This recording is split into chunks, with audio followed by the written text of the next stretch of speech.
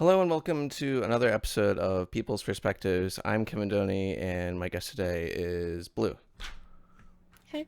So, uh, what is your gender, and how did you come to realize it?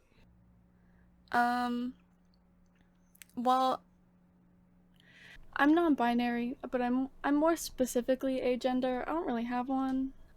Wasn't invited to the gender party, I guess. But I kind of realized it as I came to terms with being autistic that a lot of my issues with um like self-perception and like sense of identity were linked to not having like an intrinsic understanding of gender, um or like what it means, and to explore that and to uphold those standards to myself is kind of just like it's a form of like masking for me, um to like uphold these neurotypical standards of gender. It's just very toxic to my being. Um so yeah. Well, so when you say masking, you mean like, what are you masking? What are you, like, the autism or? Yeah, yeah. So like I would say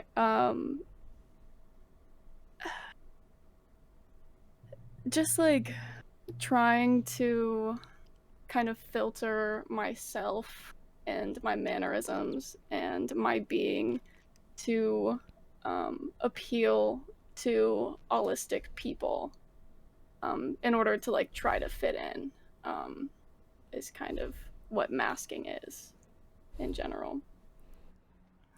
And there Okay, are lots cool. of ways to do that. Right. So when you say allistic, is that like the opposite of autistic or? Yeah, Oh, yeah. okay. Allistic is not autistic. Yeah. Cool. Um, so when did you find out you had autism, and were there signs that people noticed beforehand? Well, I found out that I was autistic when I was 18 years old. I'm now 21, so it's been a few years since I found out. But um, I've kind of like always suspected that I had the old term for like, I don't know, like I hate all of the labels for it because like they don't accurately like paint like a good picture of like what my life looks like, or like what my like level of functioning looks like on a daily basis. But like I mean, like growing up, everyone was kind of like, that one's a little weird. You're like, I didn't start masking until I was 10 or 11 years old. So I had kind of like a unique experience in that I went to a very, very small Catholic school growing up. I had 9 kids in my whole grade, until I was in like 5th grade, and I went to public school. So all of these children that I was hanging out with for like the first part of my life were just like, that's Blue. That's how they are. So they didn't think anything of it. No one like said anything to me or like was like mean to me about being a weirdo. Specifically, my special interest was reading. I read almost 1,000 books every year. The first year that I hit 1,000, that was my goal every year going forward. And so I just would read constantly, and I wasn't really like interested in, I don't know, like I was just interested in like very specific things, like I was interested in like fashion, really really into fashion, but like in the way that most kids that have like Barbies or action figures would like, dress them and then like play a scene. I would just like dress them and then like sit them down to look at them. like Just be like, sick. All right, cool. I'm done now. Thanks. So I guess you don't really need to know that you have autism in order to know how to mask it. It's sort of like an intuitive thing that you just learn. Definitely. It definitely comes from people telling you, like, hey, that thing that you do, that's pretty fucking weird. You should not do that anymore. And you're like, oh, okay. Oh, no. Oh, no. Right. Cool. Um, so what was your upbringing like, and how that factor into coming out to your parents? I know you said you went to Catholic school, right? So. Yeah. Well, I went to Catholic school, but I don't know, like, I have like a super blended family. So like my dad had two kids, my mom had two kids. They got married, had me and my little brother, you know. We adopted my older sister.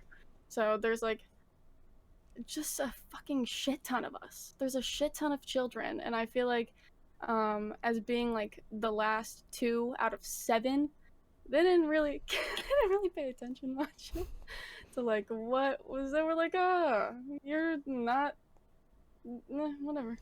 Cool. We're raising the last two. Come on, get up here, you know?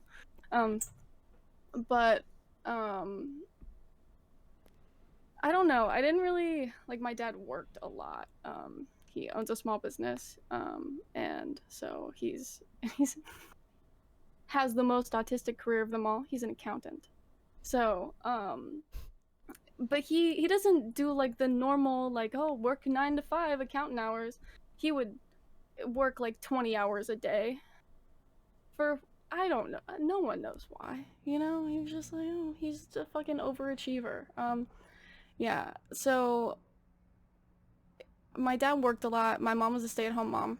Um, all of my brothers moved out by the time that I was like 9. So it was just me and my little brother, um, which was weird. My mom was chronically ill. She got sick in 2005. So, um, and they had no idea what was wrong with her until I was like 14 or 15. So yeah, it was interesting for sure. Lots of stuff going on all the time. Very loud. So it didn't really matter that I didn't. Okay, I'm very hyperverbal. I will talk your ear off, but like they were used to it being loud, so like it was no issue that I just if I was not silent reading a book, I was speaking for a long time. Okay. Yeah, Cool. yeah. Oh, I was also a competitive cheerleader for 6 years. That's cool. Yeah, it's okay. Yeah, that happens. It was fun. I had a lot of fun. Awesome. Who's rated? Let's see. So like something I've understood is that like people can have like an internalized homophobia due to like society's portrayal of heterosexuality as the default option. Like, Mm-hmm. for example, like I have this one friend who said that she was bi, and then later she's like, "No, I'm a lesbian," and I thought I was bi before because of like society and that sort of thing. So do you think there's a similar pressure that exists for gender? Yeah, I feel like there definitely is. I feel like it's definitely like a very tricky thing to figure out. And I don't feel like a lot of trans people never like get there to the point where they like feel like um it's like this is the thing for sure. Obviously lots of trans people know forever and ever that they're like a binary trans person. But when it comes to like non-binary identities, it's okay to like float, and I feel like um there's kind of this very um specific white skinny version of like what a non-binary person looks like that has kind of become like the face of being non-binary. You're very like the mullet, you love frogs, your name's Sock, like shit like that. um it's like, yeah, and I feel like that's very harmful to like black and brown non-binary people, to like find a space within the non-binary trans community. And it's fucking stupid because like you don't have to be any of those things, or you don't owe any one androgyny to be non-binary. You can present yourself however you want, identify as whatever the fuck you want. It's as it should be, you know. Right. Yeah, you don't have to fit into a certain shape.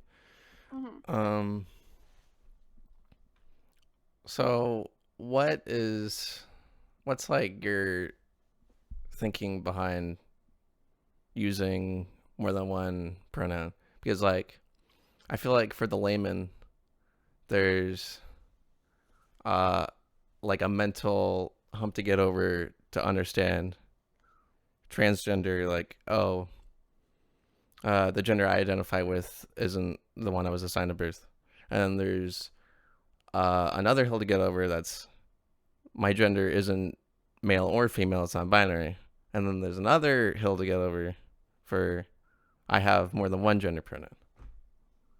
Yeah, so I use they and he pronouns. The he is there because I'm a lesbian, and sometimes I just have to assert myself as a boyfriend lesbian, and that's okay. Um, but I don't know. It's just like uh, anything but she works. Anything but the that one is fine. I don't really. I don't know. I also offer he is like an option for people who don't like aren't familiar with using they pronouns, or like still haven't gotten used to them. Even though they is a very commonly used singular pronoun in the English language, but it's okay. That's all right. I use. Guess what? You're in for a treat because I use a binary pronoun, so we can still be friends. Right. Yeah. Cool. It's like an out. Yeah. Awesome. Um. So, what made you decide to go vegan? What made me decide to go vegan? Yeah. Oh God. Okay. Well, I was dating this girl a very long time ago, and she was vegan, and we would go to like when I lived in California. We like would always go to like the vegan street fair, and like she showed me like all of like the really like horrific like vegan propaganda videos that are just like it's traumatizing, to be completely honest. And now I've been vegan for 4 years. um I endorse it for those who want to. I'm not gonna tell anyone what they should or shouldn't fucking eat.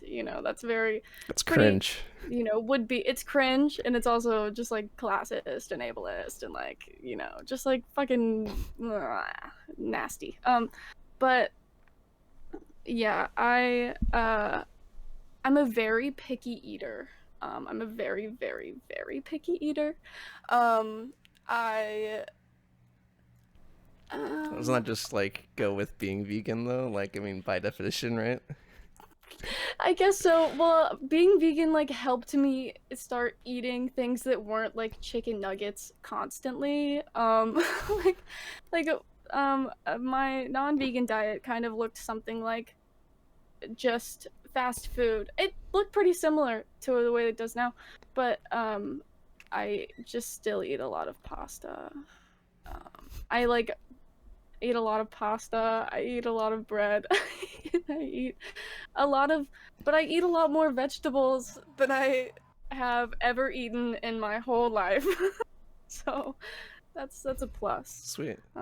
Yeah, I eat spinach and Brussels sprouts now. It's insane the amount of vegetables I eat that I would have never touched 4 years ago. I would say, because I feel like a lot of the um, things surrounding picky eating for me is like sensory issues, but like vegan food, I kind of like always know what to expect because it's all kind of the same texture. It's it's all kind of the same texture. But yeah, nah, I won't eat vegetables that aren't green though. I don't eat bell peppers. I won't eat mushrooms, which aren't really a vegetable, it's a fungus, but yeah, I don't eat like So if peppers aren't green, you won't eat them. I won't eat peppers in general. I don't eat a lot of foods. But as long as I'm eating like broccoli and kale and like the Yeah, ones that that's got really like good the stuff. packed Yeah. nutrients, I feel like they're good. Yeah. Yeah. It's Cool. alright. Yeah, and a bunch of tofu as well. It's really cheap. Yeah, tofu's awesome. It's really cheap. And then and what I do is I just like I press it for 24 hours because I don't like when it's like super jiggly. So I get extra firm and I press it for 24 hours and then I marinate it in Italian dressing. That sounds good. Yeah. For another 24 hours. And then I fry that shit up and it's beautiful. It's absolutely beautiful. Sweet. I very highly recommend it. Cool. Yeah, I don't think I've ever like prepped tofu. I just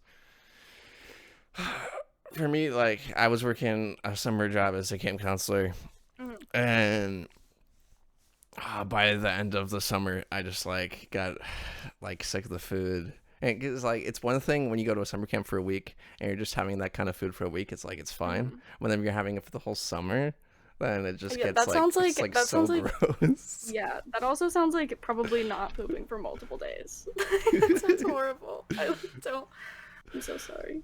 Yeah. So then, like, end result of that, I was like, no more meat. So I'm vegetarian. And then I guess like sometimes I have vegan meals. So it's like it's like maybe like around half the time I'm vegan, but half the time I'm not. I got it easy. I don't like cheese. I've never liked cheese. Not once in my whole life. When I found out that cheese, okay, first of all, when I found out that cheese was moldy milk, I had a panic attack. I had a meltdown, like a rage-filled meltdown. I was like 5. Okay, I was like 5. I was having a rage-filled meltdown because I'm very allergic to mold. Okay, I'm very, very allergic. And I was like very concerned that they were letting me eat cheese and it was mold. Like I was like, that's not okay. disgusting. And you're trying to kill me. You're trying to kill me, and I don't think that's okay. And also, the texture is gross. But when I found out that, first of all, when I found out that the milk was coming from the cows who had the babies, and we were drinking the baby's milk, I was like, that's fucked up, and we shouldn't be doing that because that's not our milk. And then they were like, well, it's mold too. I was like, I'm fucking done. You're crazy if you think that I'm gonna eat this. And so then I shoved an entire package of Kraft singles in my mouth. I ate it, I threw up, and then I've never eaten cheese ever again. It's an interesting way to say goodbye. I know. So horrible. No one stopped me either. They're going up. There they go. It's like, oh, it's just Blue doing their thing, right?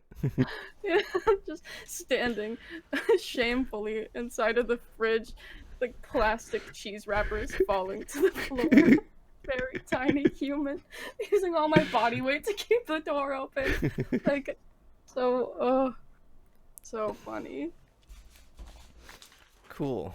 Cool. Other than like one other question, like all that I have to talk about is like politics. But I don't know if you want to talk about politics. So. We can talk about politics. Okay, cool. Sweet. Yeah. Awesome. Let's talk about abortion. Abortion. All yeah. right. So the most relevant example was the heartbeat bill signed into law in Texas, similar versions of legislation signed into law in other states, and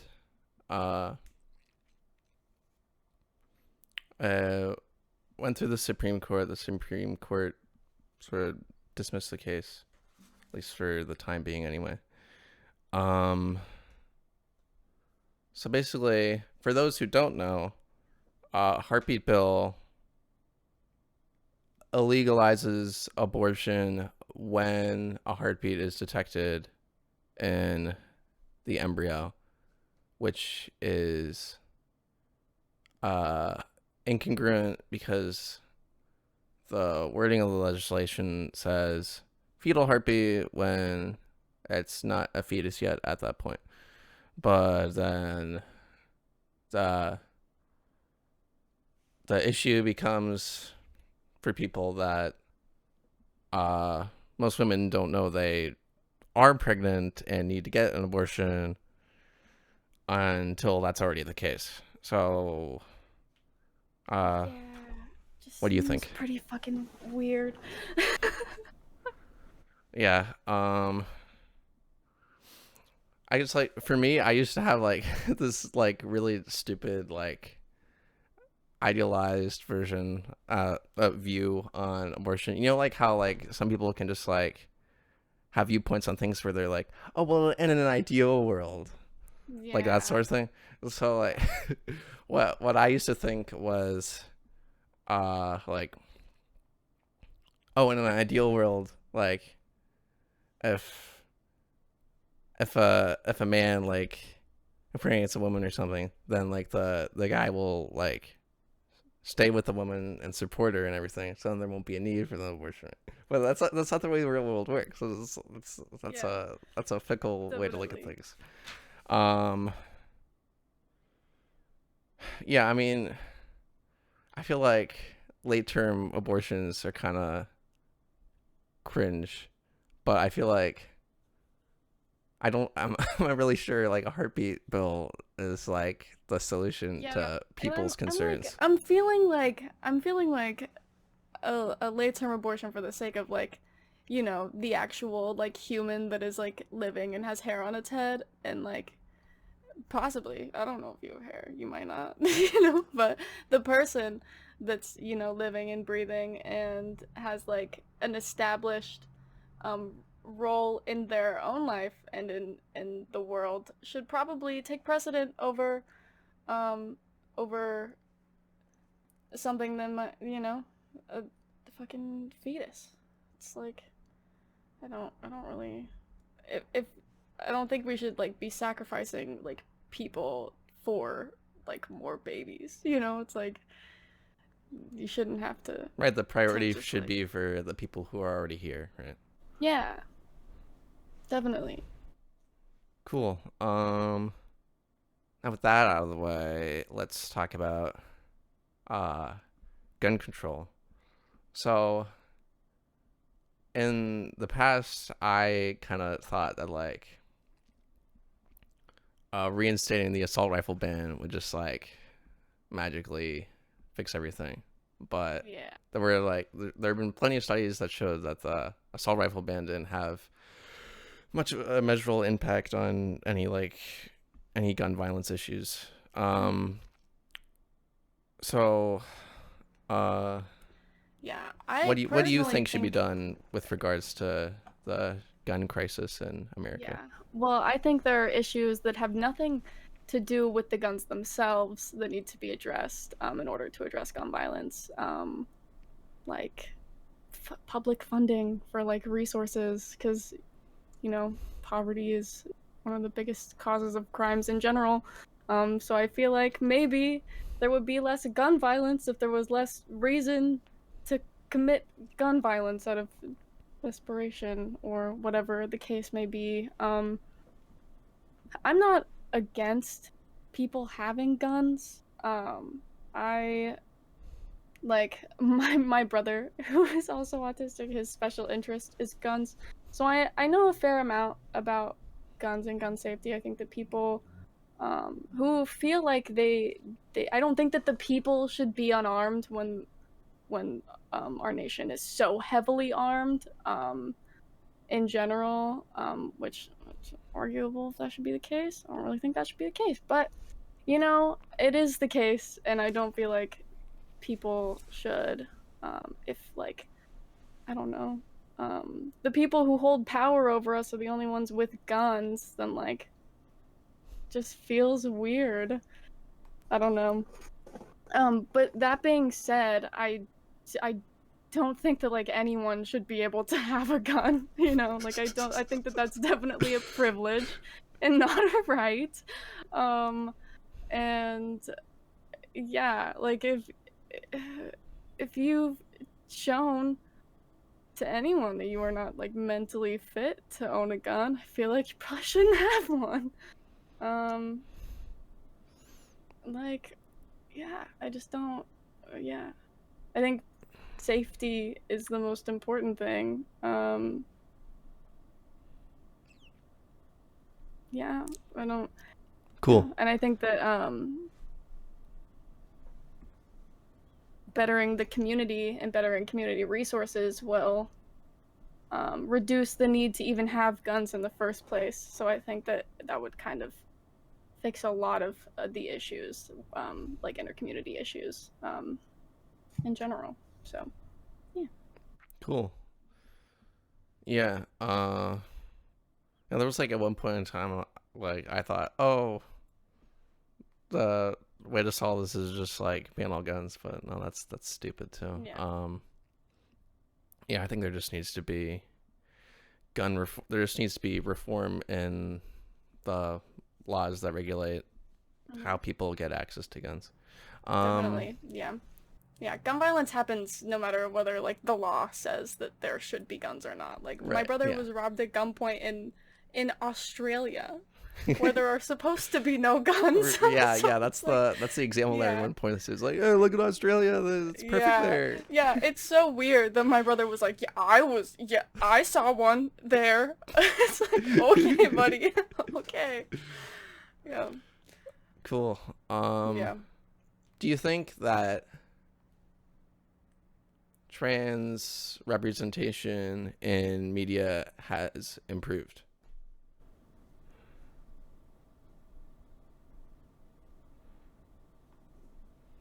I think that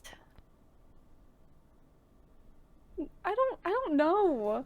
I think that it definitely has improved. There are more trans characters, and like trans people in general being represented. Um, I don't think that popular media is going to like give us what we need in that regard. Because it doesn't really do that for any underrepresented group ever. But I think I don't know. I don't like watch a lot of TV at this point. Um but like I think that it would be important to uplift our like the positive aspects of being trans rather than it always being like this like so very focused on like this like self-hatred and like the sadness of transness, because I think that trauma porn is not cool. Yeah, yeah. Yeah, I think that's the way that it is for a lot of underrepresented groups. Is it's kind of like that's the representation that a lot of us get, is like, look at how horribly these people have it. Don't you feel bad for them? Yeah, that's lame. Ooh, I don't like that. I don't like it at all. Autistic representation, however, has gotten worse, significantly worse. Um, thank you, Sia, for your horrible. Oh yeah, horrible, right. That shit. Oh my god, horrible. that was like one of the worst. She said that the nonverbal person that she was trying to work with was like an animal. She compared them to an animal. Girl, please sit down. Yeah, it's about as dehumanizing as it gets. Yeah. It's horrible. It's absolutely horrible. One show that does an absolutely amazing job at representing autistic people is Everything's Gonna Be Okay. Cool. I'll have to check that out. Freeform, yeah. Every character in it is autistic, and I will not be arguing about that. Every single one. They say two. I say all of them, every single one of them. Sweet. It's beautiful. It's like it's full of just like autistic humor. It's definitely like the only show that I've ever seen that's like um about autistic people, like for autistic people specifically. Um because there are no shows like that. Absolutely none. Yeah, I'm not Except gonna for fight you on Legally Blonde. that. Oh, Legally That's Blonde. Legally Blonde. That's autistics raised by bimbos representation. So Okay, cool. Yeah, yes. I'll have to check that out. I kind of just like I had just like written that off in my head because I Mm. just like assumed it would be something that I wouldn't like. But yeah, What? I'll check Legally that out. Blonde? Yeah, I'll check that out. Legally Blonde. Oh, she's so autistic.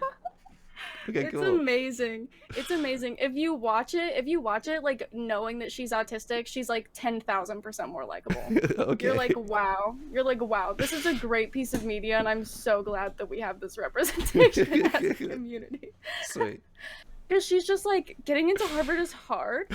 What do you mean? There's just like this idea of like, um, being perceived like she's perceived so inaccurately the entire time. It's just like very reminiscent of like an actual like autistic person's experience because they like don't expect her to be able to like be smart and also like have the cadence that she has and like have, you know, the body language that she has or like look the way that she does. It's like basically the whole movie people are like kind of being like, you don't look autistic, and she's like, well actually in the in the 2003 um Vogue magazine, she these shoes, and they're like, okay, and you're like, that's an autistic woman if I've ever seen one. Sweet. Cheers. Is I guess the question in my head, because like I haven't seen it, but like Mm-hmm. I guess the question is like, was autism actually like in terms, so like the story, was that like actually the intention of the writers and stuff, you know? Definitely not. Yeah, yeah, Definitely not. It yes, was supposed to be like, it's supposed to be about like a dumb blonde, you know, right, like a dumb blonde that's surprisingly smart. But I think that they accidentally right. were like because people do that all the time, you know, like with the manic pixie dream girl trope. Like that's very clearly an autistic character, and you are letting men manipulate her on camera. Weirdos. But yeah, I think that a lot of like the dumb blonde trope in general is just making fun of the way that autistic women mask. Which is an interesting take that I have. But um, yeah, a lot of that kind of media is like just like trying to honestly empowering um women who are perceived as dumb blondes. As a mother who is perceived as not, I'm not a mother. My mother is perceived as a dumb blonde. She's platinum blonde, and people think she loves that movie because people think that she's like that, but she's really smart. But like, yeah, it's because she doesn't care about what other people think about her because she doesn't understand the way that they think about her and like the way that she's being perceived by them, and that is especially autistic about Elle Woods' character. She will just say whatever she wants and do whatever she wants, and people are like, Right, they're caught off guard. Yeah, yeah, cool. yeah, just gotta Um, let her act like that because they don't know what else to do. yeah, awesome. Yeah, that sounds cool. Yeah, I think that for like media to progress and, or at least continue to progress in a good way, positive way, um, uh, the people making the media should have the intention for the representation. Of course, there have been times where there's been intention and then a Mhm. disastrous result. Yeah, Um, like like the Sia any thing, but the Sia thing. Rain Man, the movie, okay, the movie The Accountant, which is about an autistic accountant who is also like an assassin or whatever the fuck. I don't know. My dad watched it. He loves that movie. I wonder why. Um that, just like stuff like that is very interesting to me. I'm like, so why was he autistic? Did they have to make him autistic? Was there a reason? Is it because he's an accountant? Is that like how, I don't understand how much him being autistic hinges on him being an accountant. They're like, only autistic people can do this job, so he has to be autistic because he's an accountant, which, like, my father is kind of living proof of that. So is my grandmother. So I don't know.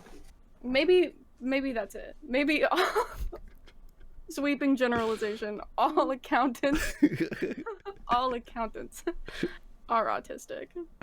Thanks to that movie. Cool. Yes. What do you think of freedom of speech? There are some people on one side who are like, I should be able to say whatever I want without any consequences, any way whatsoever. And then on the other side of the spectrum, there are people who are like, anyone says anything mean about me ever, that they should be arrested and thrown into jail. So where do you fall within those two extremes? Don't be a fucking asshole. Like, I just don't know how hard it is. Like, why do you want to be a fucking douchebag? Like, you're like, oh, well, it's my right to be a douchebag. It's like, yeah, well, you could be a fucking asshole on your own time. Just keep it to yourself, like, don't write it in a journal. Get a therapist if you have access to one. Like, I feel like there are better. Start making art. Oh my god, if you want to be mean, paint the way that you see someone. You don't have to say it out loud. You don't have to do that all the time. You could just not. And that's my stance on free speech, is that you could just not. Woo. Groundbreaking opinion. Sweet. I think that there are just people ignorant on both sides. Because, Yeah, like, definitely. if you were to assign legal consequences to certain things, then that would just be like a slippery slope. And then, but Yeah, then there are people who are definitely. like, oh, there shouldn't be any legal consequences. Well, there are a lot of people who are just like ignorant of the existence of illegal speech, like making public threats against people. And Yeah, well, in certain states, I can't remember which states they are, but in certain states, repeatedly dead naming and misgendering someone is sexual harassment. Like, on purpose. Right. Like, it has to be on purpose. Right, yeah. I think that's fair. As I would, I wear big headphones in public for a reason. Don't refer to me. Don't do it. I'll accidentally be mean to you. It's not my fault. All right. Right. If someone misgenders me in public, I'm like, I lose my ability to be nice, and I'm like, fuck, they don't even know why I'm being mean right now. But Right. Yeah, I mean, yeah, I guess I can see where you're coming from, because I mean, like, no one says they're like okay with catcalling, so. yeah. And both situations are similar in that it's just it's a form of blatant disrespect. So yeah, okay, yeah, I get that. It's like, it's kind of like, it's like when I had to quit my job in customer service not too long ago, because I was like, I cannot handle being misgendered constantly all day long. This is taking a serious toll on my mental health. And I think the most infuriating part about it is that I don't think, per se, there should be legal repercussions for misgendering me in public. I do think that it should hurt your feelings as well. You should have your feelings hurt, as mine are being hurt constantly. Right, tit for I feel like tat. if we could figure out a way to do that, that's what I would like. I would like for the trans person in the interaction to not be the only one affected Okay. by the event. Right. But as that is not possible. It's fine. I just, it's okay. Um, I guess like the question in my mind is like, I guess this came up in my conversation with Elliot, but it's like what I'm thinking is like, I don't want to sound like transphobic, but like I'm wondering like, isn't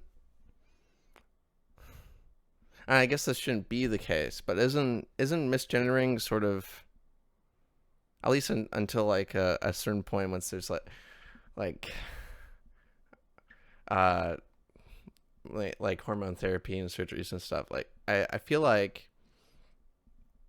not expecting there to be slip ups here and there, or like people using the wrong pronouns, isn't aren't those unrealistic expectations? Or I,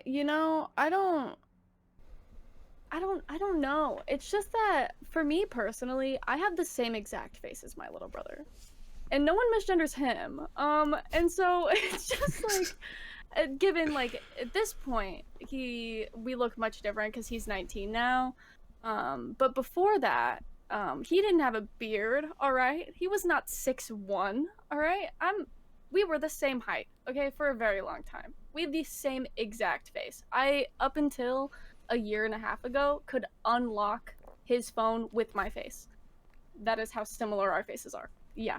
wow, Um, yeah. It Apple was needs pretty to shape fucking up. creepy. Honestly. And so I guess because of that, when I like look in the mirror, I don't look very feminine to me because I know a man who has this face exactly. It's like I'm pretty sure if anything we're both pretty androgynous on the scale of the way that people can look. But um I mean now like the way that I dress doesn't really reflect any kind of gender. I just don't really think of things as masculine and feminine. I'm really pretty removed from like cis cisgendered stereotypes and like that kind of like spectrum of the way that clothing items should be addressed. Right, but at the same time, you can recognize that that's not really the norm for most people and how they Yes. view other people. So Yeah.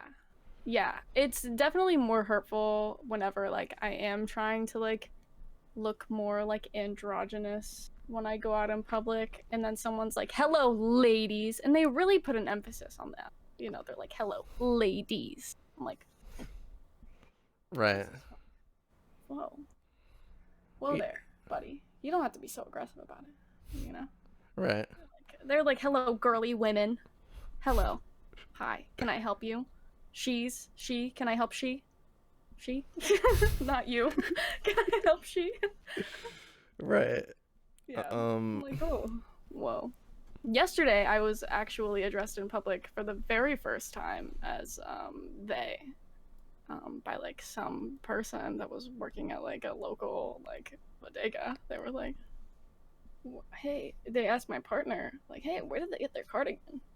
I was like, me, me, my cardigan. While I'm out here in my flowy little fucking white skirt, you wanna know where I got my cardigan? Cool. Yeah, yeah, goofy, Yeah, that's but awesome. yeah, it was great. Cool. A question I've asked before, and admittedly, it's probably something that I need to look into more and do more research on, is the topic of children and hormone therapy or surgeries for them, uh like the legality or ethics of that. So Mm-hmm. I am what's your view on that? personally, I am all for puberty blockers. You know, I feel like that is something that trans children should have access to, because the second you're off of them, you just go through puberty. Like it's like I When I was in middle school, I had to get an ultrasound done on my breast, and I had a because I had like a lump or whatever, but it Um, was fine. It was fine. right. And I had a fucking screaming meltdown at my mom, asking her why I had to have boobs in the first place. They're so fucking pointless. I want them cut off. I shouldn't have to fucking have them. And she was like, "Don't say that." I was like, "Shh, you, you, you." I don't like it, you know. And if I could have been spared that expense, yeah, that would have been great. That would have been fucking sick. Um, but also, I feel like, kids that are sure enough of their gender to know that, like, their body isn't comfortable to be in before puberty, it's like they should probably have access to puberty blockers. It's like, because a lot of trans people don't realize that they're uncomfortable in their body until puberty starts happening already. And then you're like, "Oh, I'm not so sure about this, guys." I don't know. I'm not sure yet, guys. Kind of on the fence, right? Yeah. Um, Yeah, but I think like reversible treatment should definitely be allowed for children. I'm pretty sure that puberty blockers are reversible. There might be some adverse effects, as there are for like many, many medications. Um, but yeah, I think that the trans suicide rate is too high to deny children adequate care.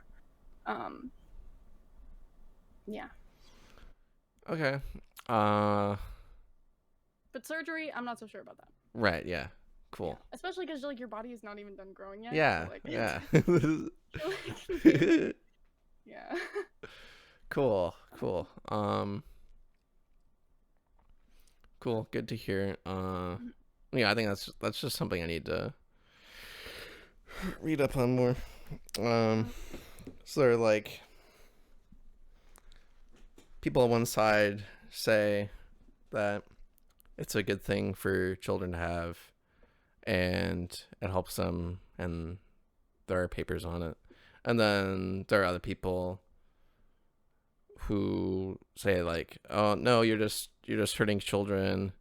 Uh, Like this is equating it to gonna, child abuse to like yeah, try to like accommodate your child's needs. It's right, or very like this weird. is gonna fuck up their bodies permanently Yeah. or shit like that."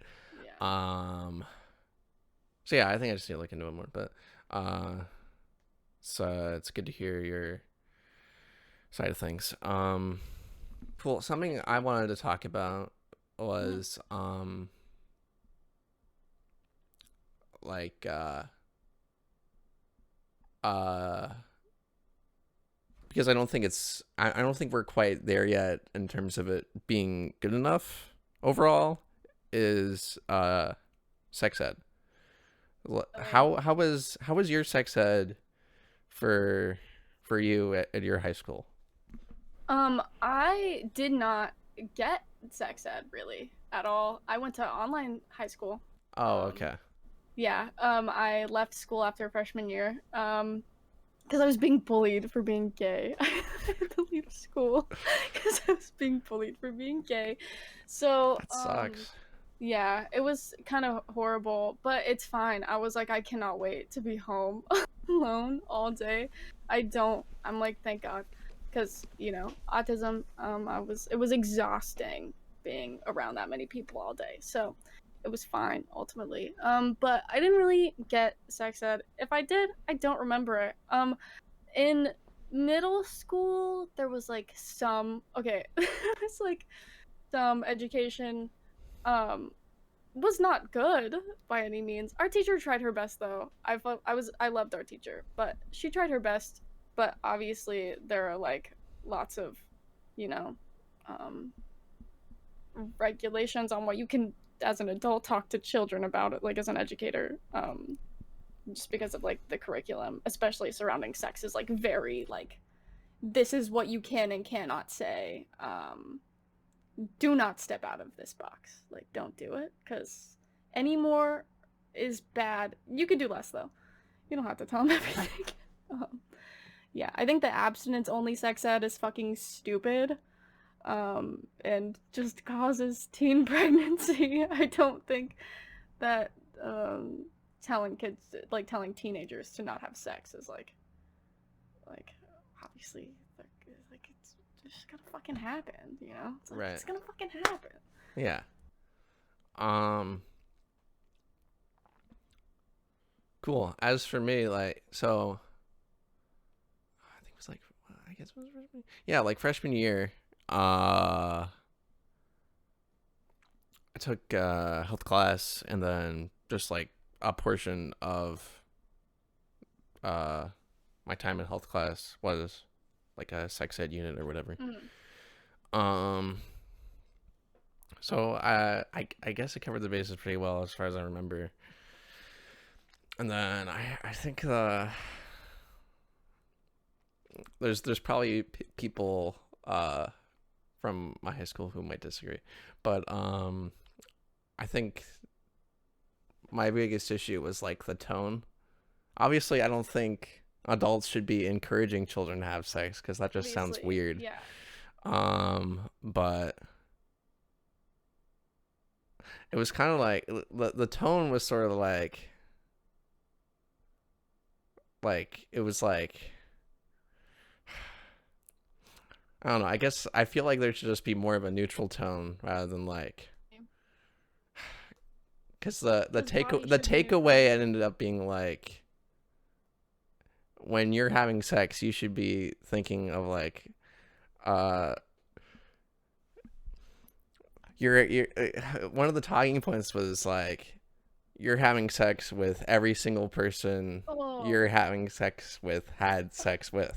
I'm like that's just that's so yeah, horrible. yeah. No, I don't like. And at that point, it's like, should you be speaking? Because obviously you don't know anything about sex. Should you be the one teaching us this? Um, yeah, a lot of my sex that I got from like an actual gynecologist, because I had a lot of issues, um, like growing up, and so yeah, like specifically like gay sex ed, um, was Yeah, like yeah, that's a huge blind spot. yeah, Uh like homosexual stuff was like that wasn't even that wasn't covered at all in it. Yeah. yeah, and they like it's like they don't like there should be resources to like learn about like prep and like stuff like that. People think that prep is only for men, which is fucking weird because it's like it's not. Anyone can be protected against HIV in that way. Um, Right, like saran wrap or whatever, yeah. Saran wrap. Yeah, I don't know. But But yeah, yeah, for yeah, I get what you're sure. saying. I get what you're saying. Uh, Yeah. Um uh cool. Um what do you think of like I feel like the conversation has improved like I think it could get better in terms of how do you think the quality is of the discourse around consent? um, I'm not sure. What discourse? What could you elaborate? Yeah, sure. Like there almost seems to be like some sort of like a sort of like mental disconnect in certain people Mhm. in terms of like at least like certain feminists in terms of like we should treat women the same as men, but then I'm trying to word this very carefully. Um at the same time it's like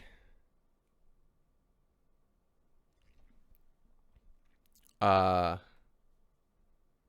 if a woman isn't like comfortable enough to say no and accept a sexual encounter, then that's the man's fault. Like obviously that's something that a man should be aware of and uh look out for, but um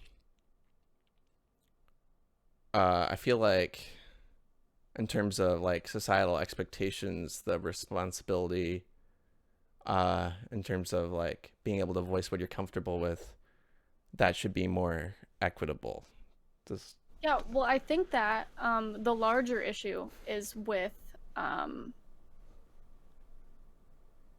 the unspokenness of boundaries when it comes to sexual encounters. I think that it's very odd that it's not normal to, like, you know, speak about things before doing them. I don't know, like, actually talk to, like, whoever you're trying to, like, hook up with or, like, have this encounter with, and, like, there should be more room for bluntness without it being, like, cringy or awkward. Like, it shouldn't have to be that way, and I think that is in part due to shitty sex education and just overall um the holistic standard for a perfectly readable body language. And um yeah, I feel yeah, like part of that is due to the portrayal of sex in popular media. definitely.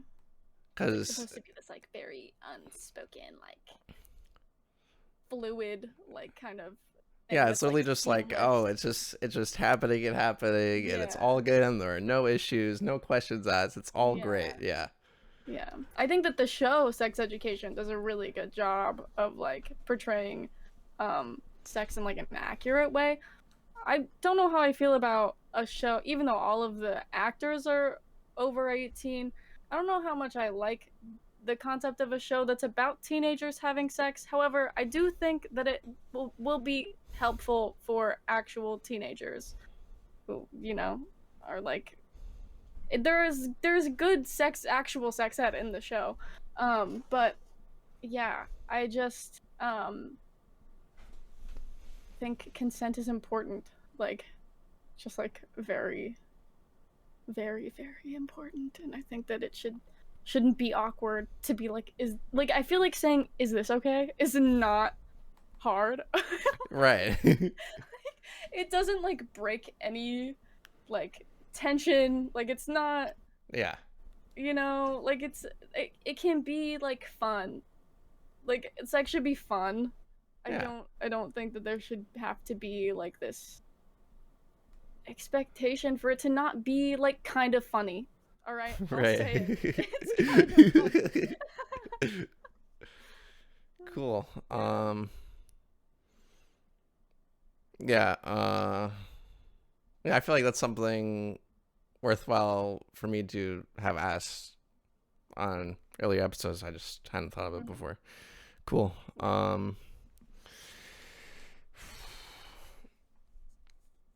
Like, because sometimes having sex with someone for the first time is like kind of awkward, and sometimes it does not work. And then you're like, all right, well, I'll see. I'll Yeah. see you later. You're like, cool. All right.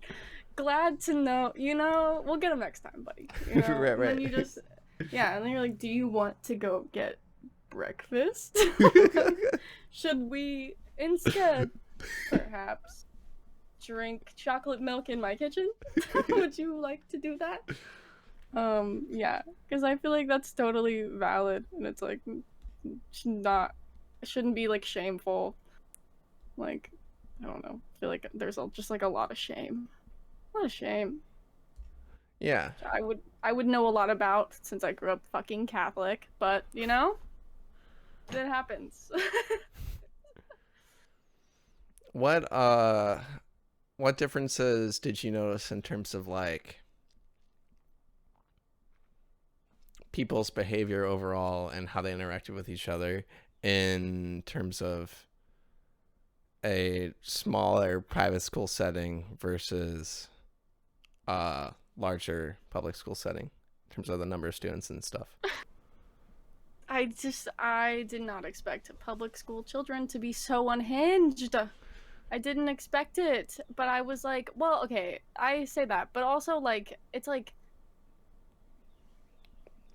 there wasn't much, rowdiness to be had. There were 9 of us, How much noise are 9 fucking people gonna make? How much noise are 9 people that have known each other since, like, they could, like, talk, kind of? It's like, I feel like it was weird, because the school that I went to, the school that I transferred to, well, I transferred in the middle of the year, because, my teacher was bullying me for being autistic. That's Yeah, really so bad. That almost yeah, sounds like illegal. definitely, definitely. But she had tenure. Oh no. She was new, and they gave her tenure before she had even taught a fucking class. That's whack. Yeah. Yeah. So I had to transfer schools in the middle of the year. And all of the honors classes were full, so I had to go to a normal, like, one of, like, the normal, like, higher level, 5th grade classes. And there were 432 kids in my whole class, like, in, like, my grade. Right. Weird. Very weird. I showed up to shadow, and I had not masked previously to this, like, before this. I showed up, I looked at what everyone was doing, and I said, I have to change myself a lot to be here. I said, they are not gonna like me if I don't act like them. Right. And so then I did, and I became the person who wears eyeliner and says cuss words. That's what I became. So yeah, I accidentally stole a girl's boyfriend the first week of school. It was great. That's Sorry, badass. I didn't mean to. I didn't know, and I said, oh, I didn't know you guys were dating. I didn't know you guys were dating. That's crazy. Yeah. But they knew that there was something off. They were like, I don't know. Something doesn't sit right with me about you. Because I kept getting, like, whenever they're like, oh, like, we're all gonna go to the computer lab and take this reading test, and then, like, a few days later, they're like, oh, this person got the highest grade in the class. It was me, and I was like, fuck you, I'm new. You could have kept that to yourself. Yeah, Right? yeah, that's really fucked up. Like I don't think they should do that. No, they shouldn't do that. I was like, are you kidding me? I'm trying to wear eyeliner and say cuss words. All right? Do not try to put me in your mold. Right. No, but it was really fucking weird. I did not enjoy it. I had a really hard time, like, keeping friends. Cause it like, private school, it was like the same 9 kids. I knew the same 9 kids were gonna be there next year, so I could spend a couple months just, like, by myself, like, sitting by myself on the little reading path, reading my fucking book.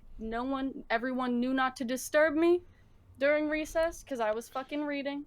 Yeah, it's almost like you feel. I mean, I don't know. Maybe you're more introverted than I am, but, like, you can, like, you end up feeling, like, less lonely if you're not hanging out with people because there's less people to hang out with. Yeah, exactly. Yeah, well, I was, like, very, very social in middle school. I guess I was just, like, trying to, like, keep this, like, energy up constantly, because I was, like, having to use so much energy to mask. I was like, all right, I gotta keep talking to people, and I have to keep staying around people, or, like, I'm gonna slip, and then I'm just not gonna talk to any of you bitches ever again on accident, and it's gonna happen. So I had, like, a shit ton of friends. I knew fucking everyone. One of my big things whenever I was in elementary school was, like, I had to know every single person's name in the building, or I did not feel comfortable being in the school. Very autistic of me. Right. I had to know every single person's name because it was, like, my way of being able to control the situation, because I was like, I'm familiar with everyone here. Right. So I can be myself because I know everyone, all right?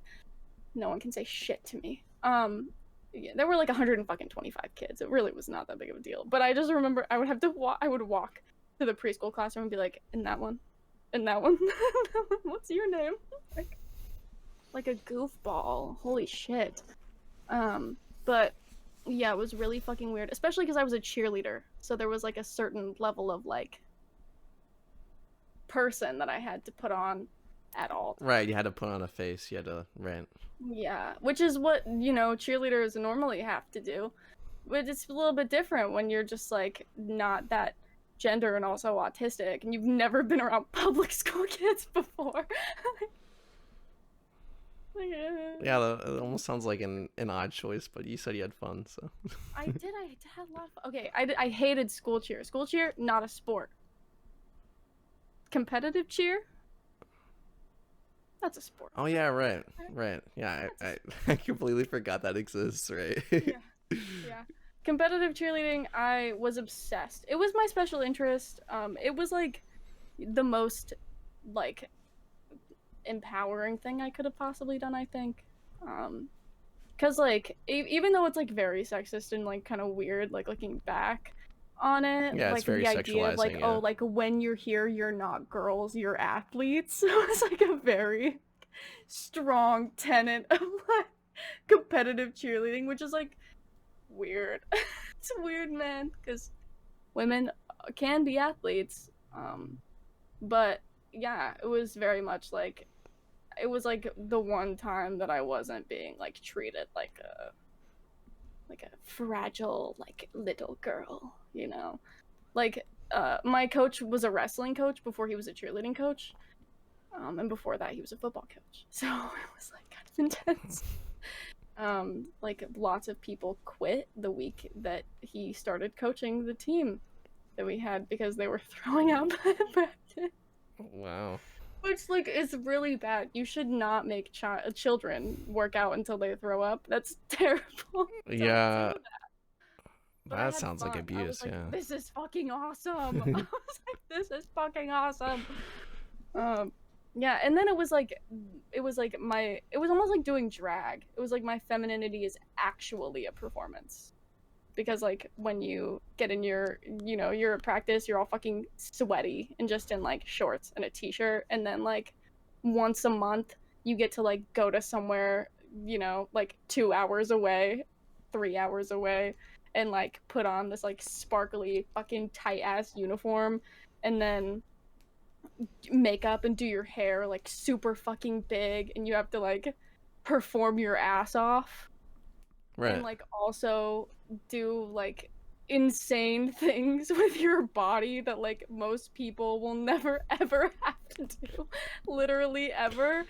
um and then sometimes you win, and it's like yeah, hell yeah. And then it's just like a shared experience with like the fucking 30 other people that you've been sweating and crying with for like the whole season. It's beautiful. But yeah, I loved competitive cheer. I fucking hated school cheer. They were so mean to me. They were so mean to me. But it's fine because a lot of the time I didn't know that they were being mean, so I didn't notice. I was like, Oh, you only knew looking back. Oh, okay. yeah, yeah. I was like, now looking back, I'm like, wow. But I was kind of mean too. I was really mean, especially because like boys would be mean to me, and I would be like, I would just like say like really shitty, like really genuinely mean things to them. They would like say something like kind of joking, like making fun of me, and Oh, right. like all the boys would laugh. And I would be like, "Yeah, Jason, well, you look like a fucking monkey, all right? And your mom doesn't fucking love you." Jesus. Everyone would be like, "Oh my god." To be fair, we were in middle school. We all looked a little weird, so. I think Right. because Had it he coming. called me, yeah, he called me gorilla pits Yeah, that's mean. because I was in middle school and I like didn't shave my armpits, obviously, because it's fucking weird. Why should anyone shave their fucking armpits? It's weird. Your hair grows there because you're supposed to have it there, all right? But That's he called funny. me gorilla pits. There's this one girl I knew from high school who literally has the exact opposite opinion. She's like, "Why would anyone not shave their armpits? That hair looks so That's so gross." funny. Yeah. Yeah, well, I mean, anyone can do whatever they want with their fucking armpit hair. It's just like it's there, so like, why not keep it there? It just seems like a lot of work. But yeah, he said he called me gorilla pits, and I said, yeah, Jason, all right. Well, I'm not the one that looks like a monkey. Right. Yeah. Oh my god. Yeah. That's It funny. was pretty fucking weird. Middle school's weird. So glad that I never have to go back there. Yeah, I didn't go to middle school. I went to a private school for 3 years. Nice. How was that? Um, it was pretty good overall. Mhm. There was about 32, including me, people in my grade. Nice.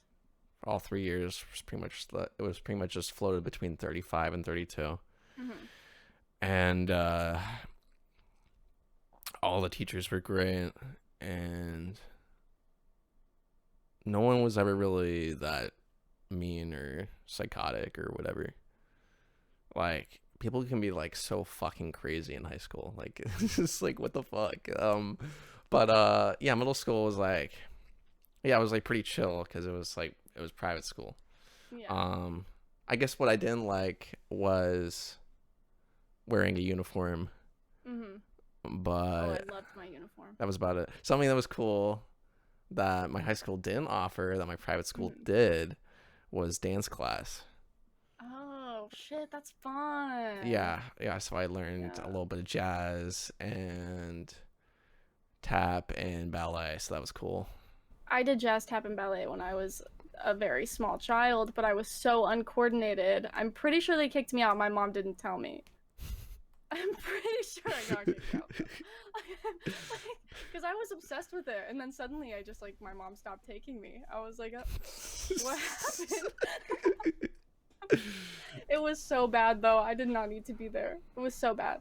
But yeah, like in middle school, people were so fucking crazy, so insane. In high school, I mean, like obviously, I know they were insane because like I literally got outed and then bullied out of high school. But in middle school, like I remember there was this girl who like fucking like found my Tumblr and then like and then texted me and was like, "Oh, what do you have to be fucking depressed about? Like you fucking like whatever." And I was like, "Oh my god." And then she was like, "I'm going to tell everyone. I'm going to send it to everyone." And then God, she sent my Tumblr in a group chat, but while she was sending it, I changed my the URL, username, right? Yeah. the Oh, that's URL. so And smart. so they were like, "Abby, what the fuck are you on about? Like nothing's there. Like you're such a liar." I was like, I win, bitch. I win. Yeah, shit like that. I was like, oh my god. Yeah. Um. Like nothing like that would have happened if I was with those 9 fucking weirdos that I grew up with. Nothing like that would have happened. Right. Yeah, Yeah. that's kind of why I went to private school. My dad was Yeah. like, your brother hated middle school, so why don't we have you not go to public school?" I was like, "Oh yeah, Yeah. yeah." Like I say all the time, like everything that I know and use on a daily basis, like I learned in 4th grade. My 4th grade teacher was like literally the fucking best person I've ever met in my whole life.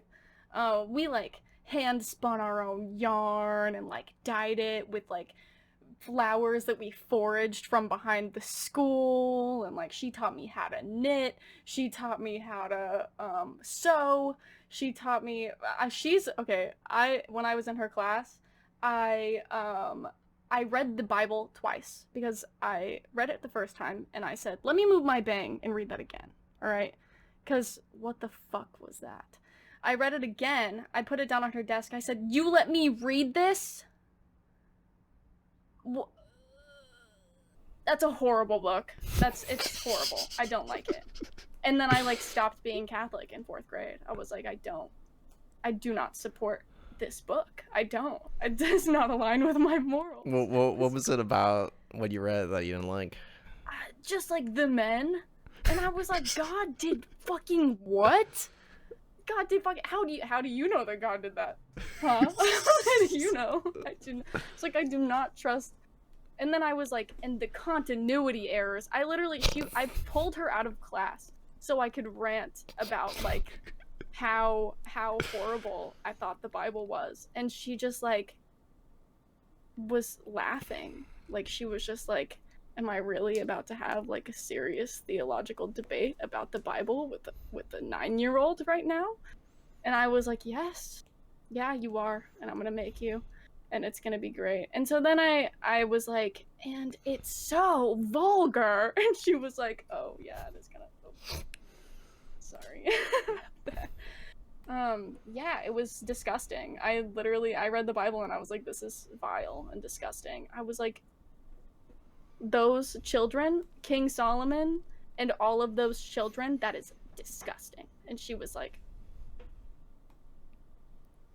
oh my god. Oh my god. And then at my parent teacher conference, she was like, I've never had a student, I've only had one other student that's as gifted as your child. Like I just, it's a miracle I could keep up. Like I don't, like, because I was just, what child is like gonna read and analyze the entire fucking Bible and then be like, I'm not a Catholic anymore? All right? Because this is disgusting. This is horrible, and I don't like it. And like not be able to be manipulated out of that opinion, like Right. shape or form. Yeah. So, where do your beliefs lie now? Are you an atheist? Are you agnostic? I feel like love is my religion personally. I think that a lot of, I don't know, I study religion a lot because it's obviously something that I was very interested in from a very young age. I didn't know that I was gay. I wanted to be a nun, all right? I was like, I'd rather do anything than marry a man. And then so it sparked me reading the Bible. And so, yeah, I've always really been really interested in religion and the ways that it can like manipulate people. And I'm not going to become a cult leader. Don't worry about me. It's okay. Right. Well, I mean, it's like, are you thinking for yourself, or are you doing this because a book told you to do it? Like, Definitely, yeah. And it's like, and it's just, I find it very odd, and I find it very relevant. It's like, what about your book says that I can't do what I want with my life, and why are you supposed to, like, why are you gonna be the one that's going to enforce that when your book also says that everyone, regardless of what they do, is just gonna be judged accordingly, I guess. Like, it's like, why do you care? Because we're not gonna go to the same place, bestie. And obviously you don't care about me if you want me to live my life, like, miserable. Because your book said so. I feel like that's one of like one of the biggest misnomers of people's interpretation of the Bible Mm-hmm. is like, it's not your place to be the one to judge other people. Like, I'm just being God Christ-like. decides who goes to heaven or hell, not It's you. like, dude, Jesus was a fucking leftist. I was like, this book was horrible until the Jesus motherfucker came in, and dude, he was sick. But like, no, it's like, yeah. And I also think that reducing, any religious text down to like someone's belief system instead of like what it is, which is like a very complicated and oftentimes intelligent interpretation of history and the way that people live their lives and ancient belief systems. Because like, I mean, obviously for a lot of like, I read the book Ishmael by Daniel Quinn, and Me too. an Yeah. interesting I read it too. You read it? Yeah. Good book. Good fucking book. That's what had me stop being a Christian. Was I read that book and I was like, I'm not gonna be Really? a Christian anymore. Yeah. Nice. Yeah. I also read God Is Not Great by Christopher Hitchens. Very interesting book. Everything, my mouth was like gaping the whole time. I was like, because he was just like really like beating the shit out of like religious institutions like verbally the entire time. I was like, can he say that? Like, is he allowed to say that the whole time? Yeah, I think that obviously a lot of my viewpoints don't perfectly align with Hitchens in a lot of ways, because I think that if you're not hurting anyone, actively. You can do whatever the fuck you want, you know? But I feel like the second that it starts to like affect other people in a negative way, you should probably just a little bit. Just let it be your thing. Let it be your thing. Just don't make it everyone else's thing. You know, like don't tell people what they can and cannot do legally because of your personal religion. Like in religion's name. I think that religion and morality are very different things. And I think that the idea that you can't develop a sense of morality without religion is very misguided. And that like you need God to believe in something bigger than yourself is also very misguided. I think that love is bigger than us. I think that even fucking friendship is bigger than us, alright? It's a beautiful thing. There are lots of beautiful things that are bigger than us. Than than a man that is invisible, that can see everything you do, and hates you for it because you killed his son. It's like, I feel like there are healthier ways to hold yourself accountable. Yeah. Yeah, I feel like there's a common shared belief that people need religion in order to have good ethics, but yeah, I don't think that's true. It has more to do with like empathy, which oftentimes Christians do not have, you know? Yeah, Like and very much, yeah. I feel like empathy is like that's like something you can be guided to understand, but like ultimately you have to know what that is on your own. Definitely. Yeah, I think that it's like there's almost like this so much concern on being selfless, because I've been Catholic and then in high school I was Christian. I was in like a mega church and then I got kicked out for being gay. Lots of being kicked out for being gay in my life. I don't know, man. It just fucking happens. Shitty. But there's a lot of like there's such a focus on being selfless that it's selfish, if that makes sense. Like instead of, you know, upholding, it's not selflessness for the sake of like feeling like you are doing something good for your community or doing something good for like it takes away from like genuine acts of kindness if you are doing it for a god, you know? It's like, Right, it's about intent. yeah, exactly. And I think it feels better to do it out of like the kindness of your own heart than to like be like, well, I'm doing this because God says so. And if I don't do this, I'm gonna go to hell. So it's like, yeah, I'm gonna give to charity because if I don't, I'm gonna burn forever in eternal fire. So yeah, it's like I don't know. Yeah, Um, I think one of the factors for me in converting was the reading Ishmael was like that was like the final mhm. nail in the coffin, but there was like a change in pastors, and then like Yeah, the new same. pastor was like she had like a mic, Mhm. and Like the vibe was very like totally disingenuous. off. Yeah, yeah, yeah. Yeah. That's how it felt like the whole Yeah. time. I also experienced that in elementary school. We switched my priest retired and we got a new one and I was like, I don't know what it is about this man. I don't like him. I don't like him. And I was like, well then, cuz he wasn't holding my attention in church, all right? He wasn't holding my attention, so I would just read the Bible during church. That's what I would do. And it's ultimately his fault that I left the church. Did not like him at all. I figured out that like the church that I went to growing up was like ran by like a shit ton of gay people. Whoa. Yeah.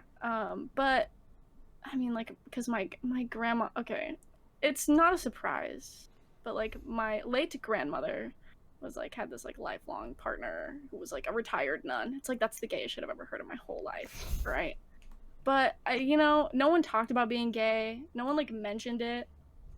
No one, said anything. They didn't say anything bad. They just didn't say anything, and that's where they got the. They were like, like good Catholics, we say absolutely nothing about anything important, um, and just pretend it isn't there, because it's not, guys. It's not. Gay people, they don't exist. They're best friends. All right. They might have raised 6 children together, but they were best friends while doing it. Okay. Very confusing. Yeah, I feel like maybe it's gotten a little bit better now, but I'm also seeing like in recent news there was like Florida legislation, Texas legislation. the Don't Say Gay bill. Yeah. So I guess it's kind of mixed in how things have improved, but yeah, definitely like when I was growing up, it was definitely like it was taboo to like talk about anything like gay in front of children. I guess like out of fear that that would like indoctrinate them or something, which doesn't really make sense. I feel like it's kind of common. It's commonly held, pretty much like established fact that like your sexuality is kind of like this an intuitive thing. Like like just because like people are talking about oh gay gay gay, that doesn't mean like that you're just gonna like instantly want to like date people of the same sex. Like that's not how it works. To be fair, when I started cheerleading, that's when I met the first, gay people that I was aware were gay. Obviously, lots of gay men around the cheerleading space. Obviously, not all the men are gay, but there are lots of gay men.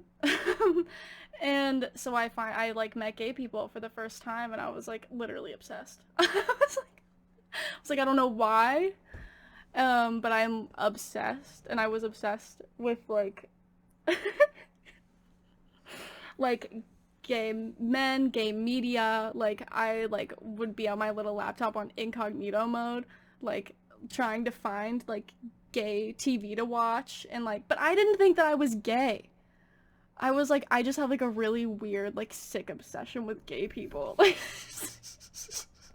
I'm just like really, I don't know, but I'm just fucking gay. I would watch like coming out videos, people coming out, and I would cry, and I would be like, they're so brave. It's so fucked up. Same with trans people. When I was like, people are trans, I was like, I guess that's just my way of connecting with something, is like finding like all of the information I possibly can about that thing, and then, being like, all right, and then I like put it to the side as like something that I have learned about and something that I have knowledge about, until my brain is, I guess, ready to deal with the fact that I am that. But Yeah, I've had I can relate to that to a certain extent. Like I've had like phases in the past where for like maybe like a month to 3 months or something, I'm just like totally obsessed with like a certain topic. Like so it was like like Panic at the Disco was one, or so true.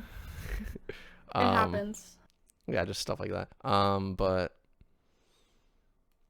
uh oh yeah. So yeah, what you were saying brought up another question in my head. Do you think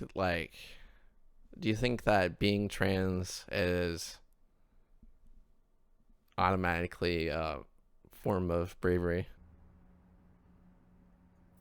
It shouldn't have to be, but I think that transness is normal and natural, and it's been happening for like probably hundreds of thousands of years, like people are gay, animals are trans and intersex, and they have all kinds of, it's just fucking normal.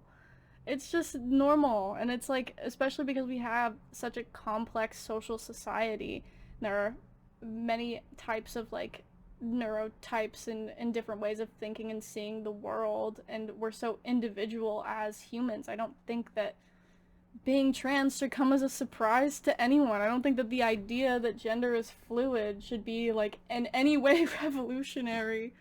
Um, but it is, and that is something that's admirable about it at this point in history and at this point in society. But I don't think it should have to be. I don't think it, trans people should have to be like scared of their community or scared in general, to be accepted or to be respected. Yeah, I think it's just a matter of education. Um, Definitely. yeah, one of the reasons I brought up the sex ed earlier is because like there one situation that like sticks with me in the back of my head is junior year of high school. I was in chemistry class, and I hated my fucking teacher, but because you know like how like you might just like have a certain way of like receiving information, and like some teachers might just be better or worse than others at yeah um Definitely. uh so this teacher was like not so good for me personally anyway. Hmm. um and then like second half of the year, closer to the end of the year, she had to like there was like a student teacher, and so the student teacher filled in with like a substitute teacher, also just sort of like in the background of the room for like regulatory reasons because it's a student teacher. But the student teacher was like way better than the regular teacher. It um happens. I'm getting off topic, but Yeah. the reason the the chemistry teacher had to stop teaching for a little bit was because she had an ectopic pregnancy, and there was there was this girl the year ahead of me who was either like sitting next to me or sitting in front of me. Um, and when the student teacher, because the student teacher was the one that was telling us, because the student teacher was the one Hmm. that was already there before the sub came in, blah blah blah blah. So when the student teacher mentioned what the problem was, so then the senior I was sitting next to, she asked, "Oh, what's that?" And in my head, I was like, "Oh no!" So because I knew what that was because it was briefly mentioned in sex ed.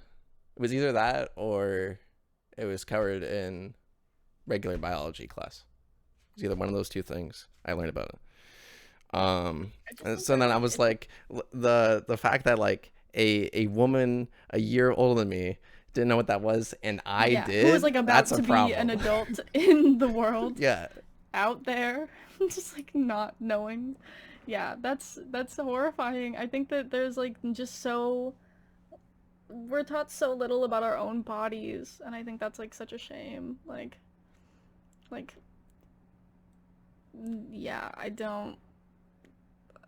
think there's enough time given or enough education given on like um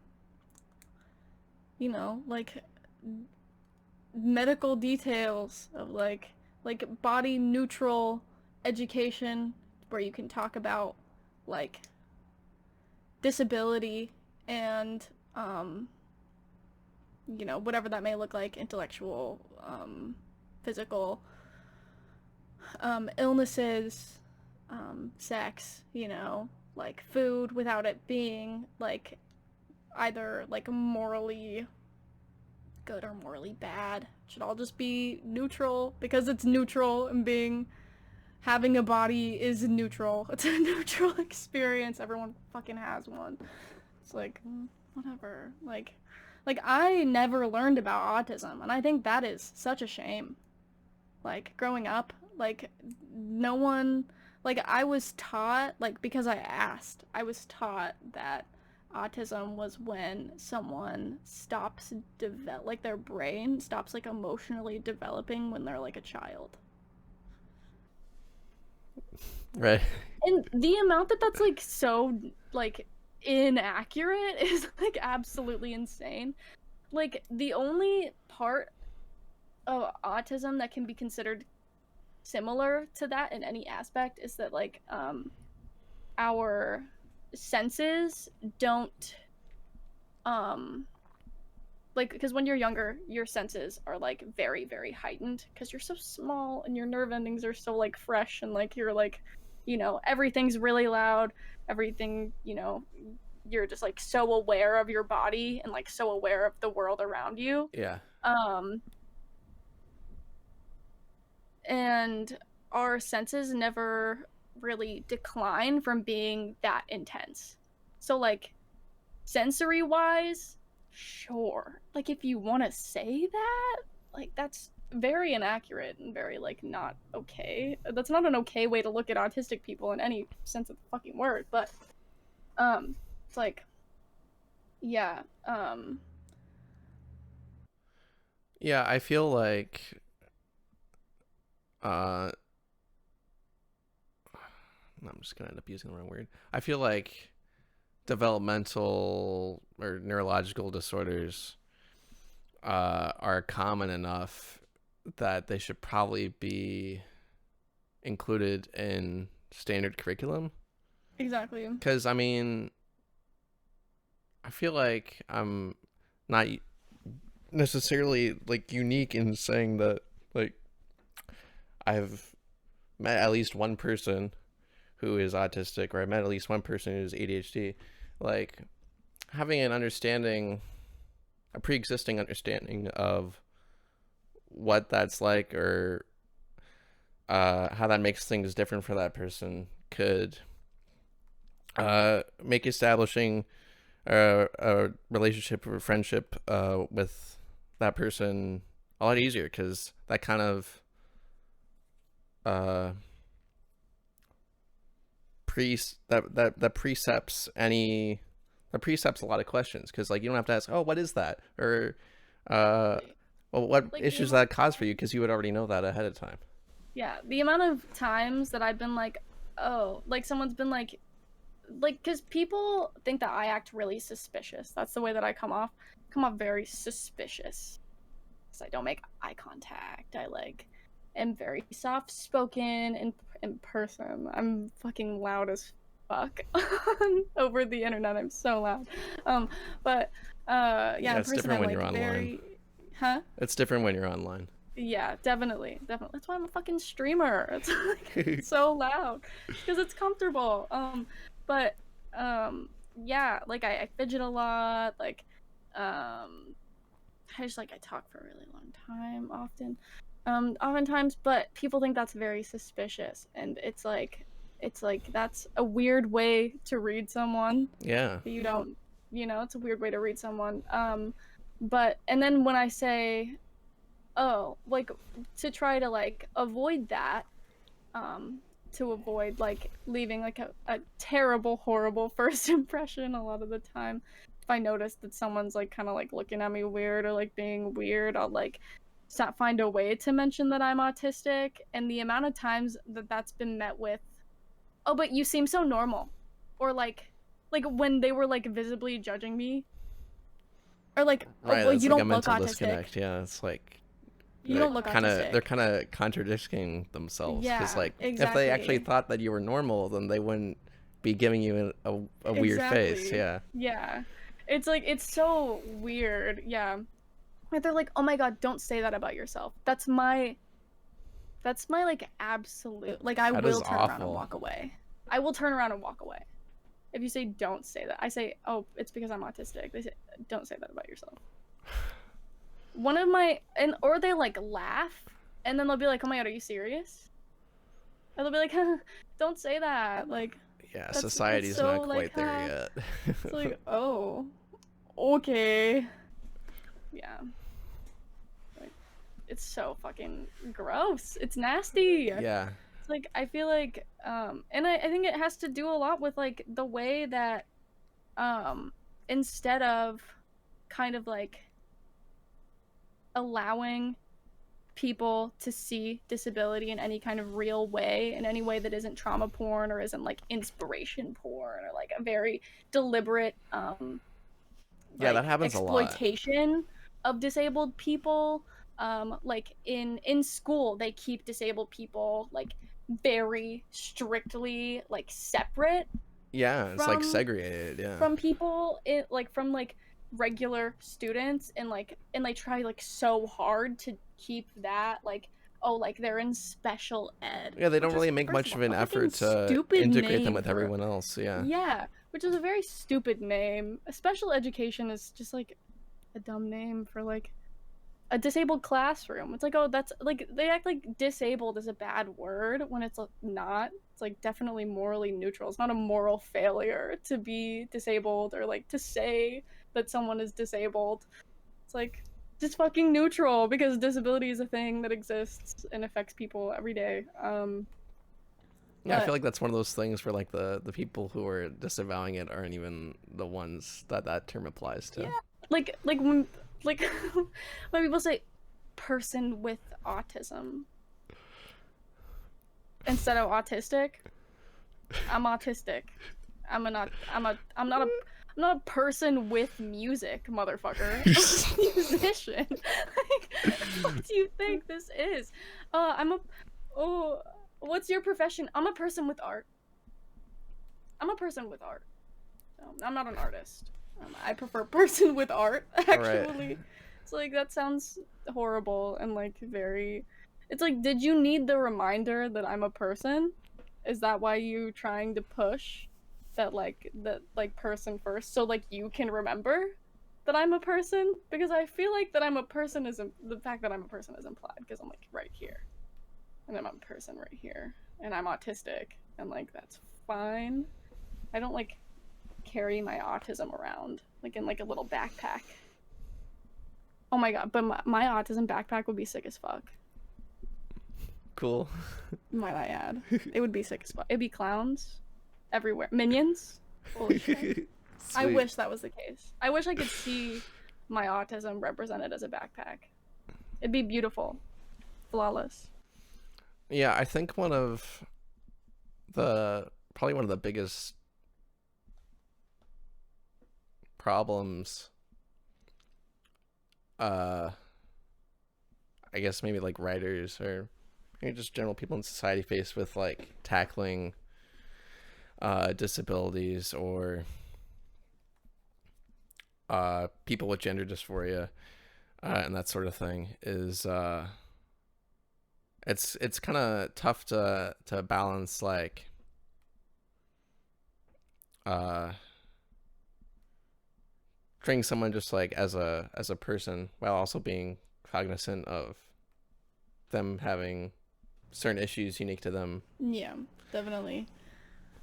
Definitely. Yeah. Well, I think that a lot of the issue is not wanting to put the people who the stories are about are like in charge of what's being told. Like they want, like they don't put people who can tell those stories in the position to, because obviously we're at a societal disadvantage, so like a lot of us never make it to that point um of being able to like make something powerful about our own story, or about like being able to usher other people in our group. It's like, go go go, the door's open, go go go, like let's get all these stories written. But it's like, yeah. Yeah, I just think it's a matter of striking a balance between as a trans person, and Mhm. this is a person who happens to be trans. Yeah. Um, cool. Okay, we talked about a lot of stuff. This is cool. Mm-hmm. Okay, I think. Oh, I wanted to make a note that a lot of this is the thing I'm very passionate about, is that people don't think about it a lot, because people don't really think about autistic people a lot. But a lot of cringe culture is just fucking ableism. Like it's just about like shitting on the niche stuff, and also shitting on things that women do, and that's just like not cool. Um, which is another problem with um media about autistic people because people are gonna think that it's like fucking cringe. But it's like, yeah, you know what? I have a giant minion on my wall. Yeah, that's kind of fucking cringe. All right, that is. It's kind of fucking cringe. But what are you gonna do about it? It's so much fun to just be fucking cringy. It's peaceful, even. Honestly, Yeah. you should try it sometime. Just like being cringy. It's like they're like, oh, it's so cringy. Like you can't even like cringy people like don't have friends. Like furries. Yeah, it's cringe. I can say that because a large part of the furry community is autistic and also trans. It's like, yeah, but it's like these safe spaces. It's like we all know that it's cringy, all right? It's like you don't have to say it. Like you saying it is redundant and also no fun. Like let loose. Yeah, don't be a I think bummer. it's yeah, exactly. It's like, oh, what you watch, dude, you watch kid shows? That's so cringe. Yeah. You don't get tired of the emotional labor it takes to watch a drama or like any kind of other piece of media. Yeah, my favorite show is Rapunzel's Tangled Adventure. What are you gonna fucking do about it, man? Nothing. You can't do anything. But yeah. Cool. I brought up something I wanted to ask and then forgot. Mhm. What do you think of like comedy and then like comedians making fun of people? Like where's the line ethically? Uh Ethically? I feel like there's a lot of people who like, at least compared to the exposure of other types of media such as film and TV, like obviously there's like John Mulaney fans or whatever, but like there's definitely a sizable amount of people out there who like don't have a fucking clue like what stand up even is. Um Yeah. I what's think that a what's lot your of view on the important thing about stand up is making fun of yourself. I think that that's like, you know, and if you're just like doing stand up and making fun of other people, it's obviously you're like out of jokes. Maybe you should get off the stage, buddy. You know, it's like I feel like if you should exploit whatever the fuck you want about your experience, but don't exploit like other people's experiences for like your own personal gain or like for a laugh. I feel like that's, you know, cheapening other people's experiences. Like, if I wanted to get up on a stage and do stand up, which I hope I never do, if I start doing stand up, please send me hate mail. I won't stop, I promise. Um, but if I wanted to get up on stage and like talk about being autistic and like be kind of an asshole about being autistic, like, yeah, that'd be funny as fuck because I'm autistic. But if just some fucking dude was to be like, dude, autistic people suck, it's like, that's not funny. And that's also not a joke. Yeah, there's no punchline there. Yeah, there's no punchline. I think a lot of the times people, it's like, they feel like, they're like, it's like equivalent to being like airplane food, right? That's the joke. Great. What about airplane food? Yeah, there's Am I nothing right? there. Yeah. It's from a guy who's never been on a plane before. Ever. Never been on a plane Right. before. Yeah. It's like, no. Yeah. It's just weird. It's like, I feel like comedy, it's like a talent to be funny. Do you And think there's no room for making fun of like outside forces? Because I feel like it depends on like who you're making fun of, like whether you're punching up or Definitely. down. Yeah, it definitely does have something to do with punching up or down. It also has to do with like if you're making fun of a personal experience that you had with like said person who also happens to be the thing that you're like making fun of, I guess. If someone were to be like I don't know. I don't fucking know. Just like make like a U-Haul joke about lesbians. It's like, yeah, that's funny. You know? Probably. if you did it well, it would probably be funny. All right, but like all like girls moved in next door, like whatever, like fucking I don't know. It probably wouldn't be funny because nah, I don't know. Okay. Um yeah, punching up is probably fine. It's probably okay. Punching down, it's like why would you want to do that? Like cuz if I feel like if you're like, "Oh, should I be saying this?" It's probably not funny. Right. Yeah. Yeah.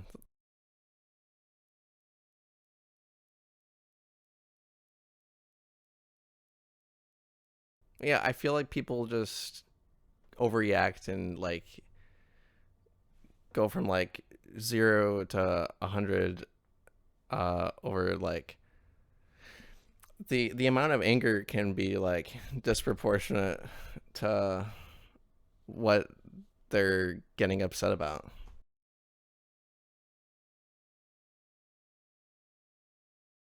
I don't know. Like maybe this is something we'll disagree on. I don't know, I might like edit it No, out. I I don't feel know. like it's just really easy to be like loud and angry on the internet. Like, Right. Because like the thing is like some people feel like there are certain things you just can't make jokes about, and like I feel like any joke can be funny. yeah. Um. It just depends on who's making it and like the Yeah. experiences of the person making it. Yeah. Like if someone wants to joke about disability, they better fucking be disabled, you know? Right. Or like they better like be like, I feel like if like my brother wanted to make a joke about us both being fucking autistic, that'd be fine, you know? Right. If you know, it's like it's fine. But like you have to have like and be comfortable in your standing and your ability to make said joke. Or if you feel at all uncomfortable about making the joke, you probably shut the fuck up. And Right. if you don't have one of those compasses, you need friends who can have that compass for you. Right. Because it's very necessary to be socially conscious. Yeah. Yeah. I don't think there's quite enough of that yet these days. Yeah. Okay. So this is my last question. So, what was your process for making your album? My beautiful child of an album. I fucking love that album. That album, I wrote it when I found out that I was autistic and also trans. So it's a very transformative album in that way. Um,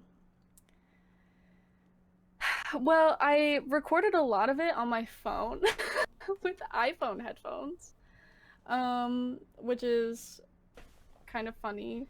I kind of realized that I was like very incapable of processing my emotions for like a while. I just like could not. I have alexithymia, which basically means that I have no fucking clue. I feel my emotions like very physically, and so like trying to decode those back into like mental feelings is like so hard. My body usually is just like it's anxiety, man. All of it. Everything. Everything you've ever felt is anxiety. Because it's all in my body and that's what people, you know, have told me my whole life is like, "Oh, well if you feel like tight in your chest, it's anxiety." It's like probably not for me, man. I don't know. It's just happiness on a Tuesday, you know.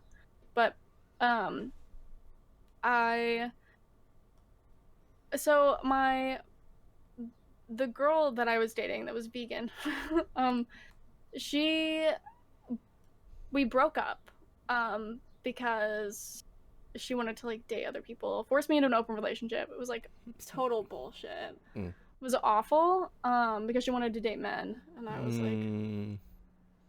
okay, don't leave me though. I have really bad abandonment issues. And she was like, don't worry about it. And I was like, okay. And it was really sucked. It was really suck. It was horrible. And then I was kind of like, I don't know. She like wrote me this letter and told me like all of the things that she hated about me, and they were all, luckily I had found out that I was autistic a week before this, or I would have been fucking devastated. But everything on the list was just like an instance in which I was unmasked and acting as an autistic person does. Hmm. Yeah. It was just really fucking weird, and so I needed an outlet to get to process everything that was happening, because it was a lot. It was like, my girlfriend's not a lesbian. She's also dating other people, and I am horribly not coping well. I am trans, and also I'm autistic. So time to write an album, I guess. Finally. And so I just kind of, I was writing it, and I've always been really into writing poetry. So a lot of it just like kind of started out as like poems that I would write.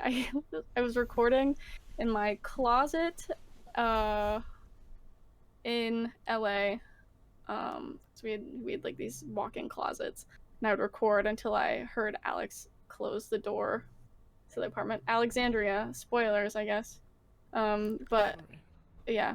Um yeah, I would record until I heard her open and close the door, and then I would just like like get into bed and be like, "Hello, how was your day?"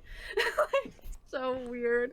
Like, Right, like you it wanted to was like like the hide amount of like your like panic. secret hobby or whatever. Yeah, yeah, it's like the amount of panic that happens when like your mom gets home and like you forgot to take the chicken out of the freezer. You're like, "Fuck, gotta go." Shit. um, yeah. Yeah, so I wrote it, and then I ended up coming home to southern Indiana in the middle of writing it, because I just could not cope with obviously living with someone who hates everything about me. And so I was like, goodbye, I'm going home. I'm probably never coming back.